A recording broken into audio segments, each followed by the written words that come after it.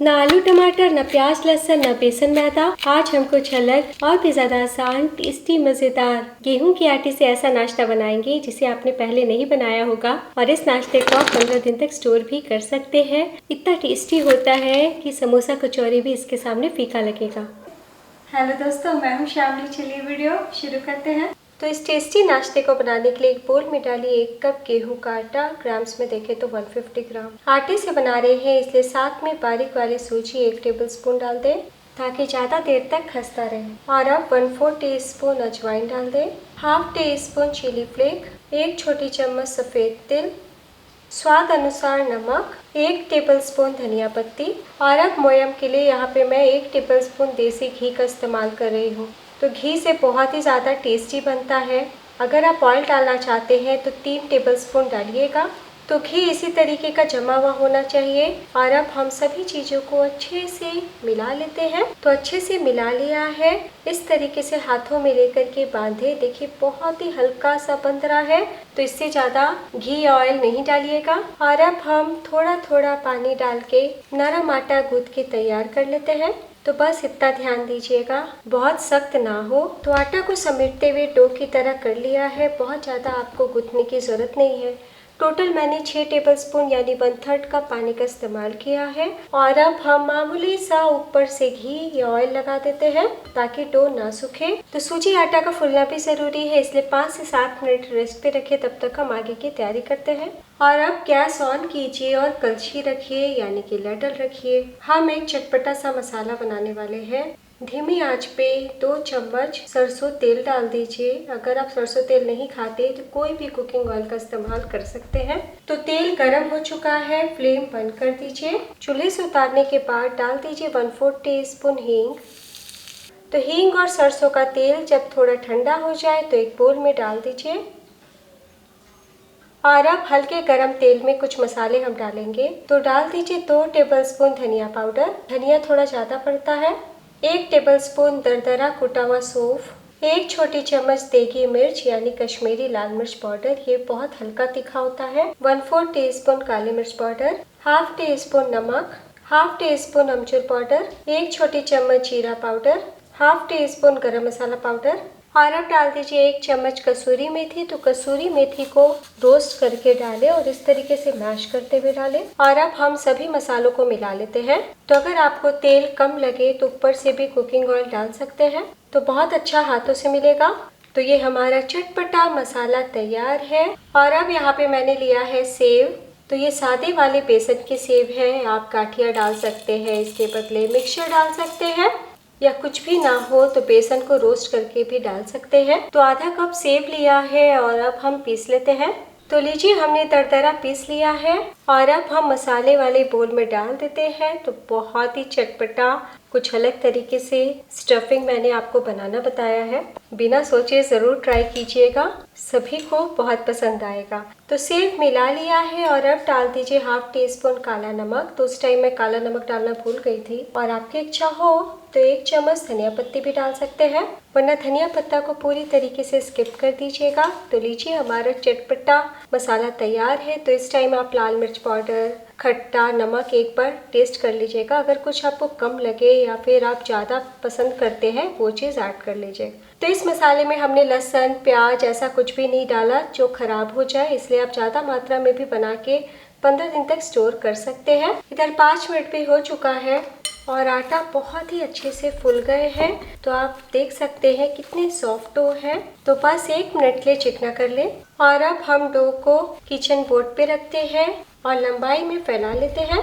तो आप हाथों से भी लोई काट सकते हैं या फिर चाकू से भी काट सकते हैं। तो पूरी जितना बॉल हम काट लेते हैं। तो बहुत ज़्यादा छोटा भी नहीं आपको काटना है और बहुत बड़े साइज़ का भी हम नहीं काटेंगे। काटने के बाद हाथों में लें और अच्छे से मसलते हुए हम पेड़े बना लेते हैं। तो देखिए कितने छोटे छोटे हैं।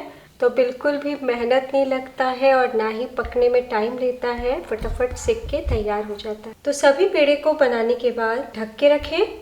और अब थोड़ा सा ऑयल किचन बोर्ड पे और बेलन पे लगा लें। और अब एक पेड़ा लीजिए, हाथों से थपथपा के थोड़ा बड़ा कर ले और हल्के हाथों से बेल के हम फैला लेंगे।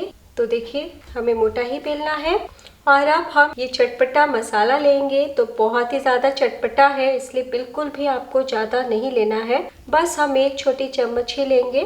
सेंटर पे रखिए। तो इससे ज़्यादा लीजिएगा तो बहुत मसालेदार हो जाएगा।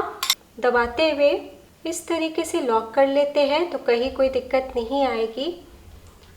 बहुत ही आसानी से स्टफ़ हो जाते हैं। देखिए आटा कितना सॉफ्ट है। तो अगर हार्ड रखिएगा तो फटने का डर है। और अब गोल कर ले और अब हाथों से फैलाते हुए बड़ा कर ले। आपकी इच्छा हो तो बीचों बीच हल्का सा बेलन चला सकते हैं। तो मैं आपको एक और बना के दिखाती हूँ।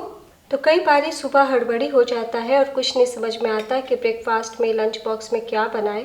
तो इस तरीके से पहले से ये मसाला बना हुआ रहेगा ना, तो आप इसके पराठे भी बना सकते हैं और दही के साथ एंजॉय कर सकते हैं।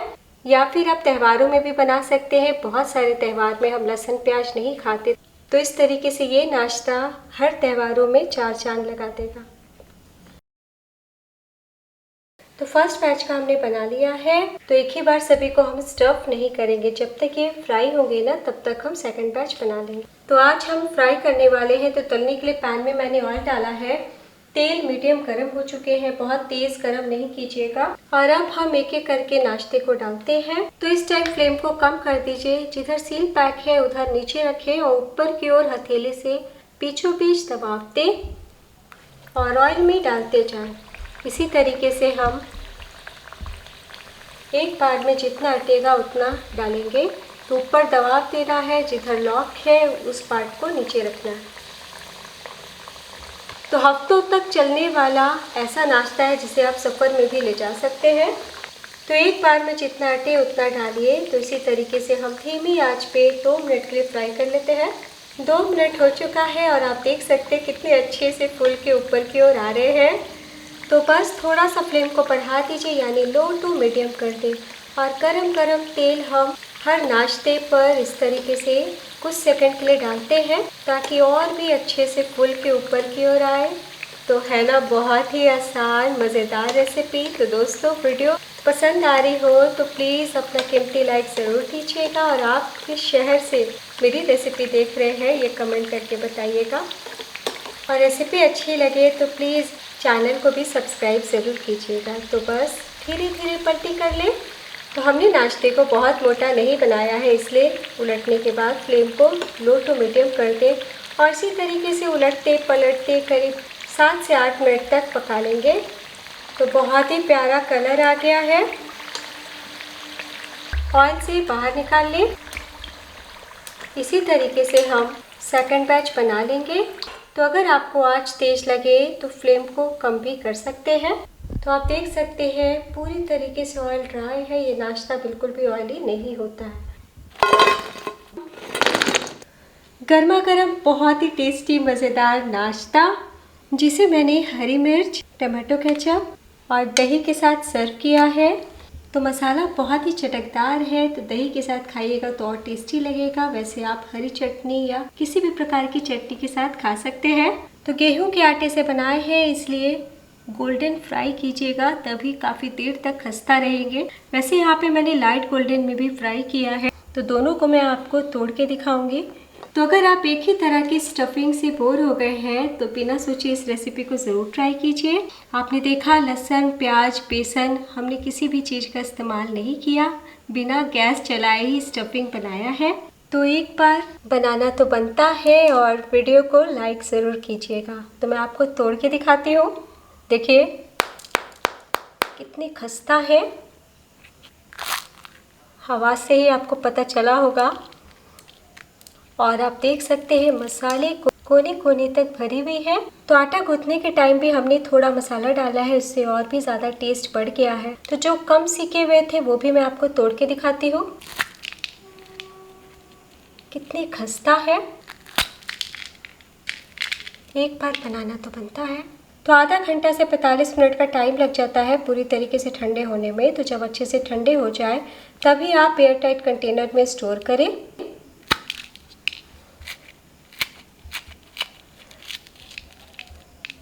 बहुत ही क्रिस्पी है, आटे से बनाया है इसलिए हेल्दी भी हो गया। कैसा बना बताइएगा। दोस्तों अगर आपकी इच्छा हो तो मुझे एफबी पेज श्यामली किचन, इंस्टाग्राम श्यामली किचन पे फॉलो कर सकते हैं। नेक्स्ट वीडियो में मेरे साथ यूट्यूब पे ज़रूर जुड़िएगा। तब तक अपना ख्याल रखिए। Bye and take care.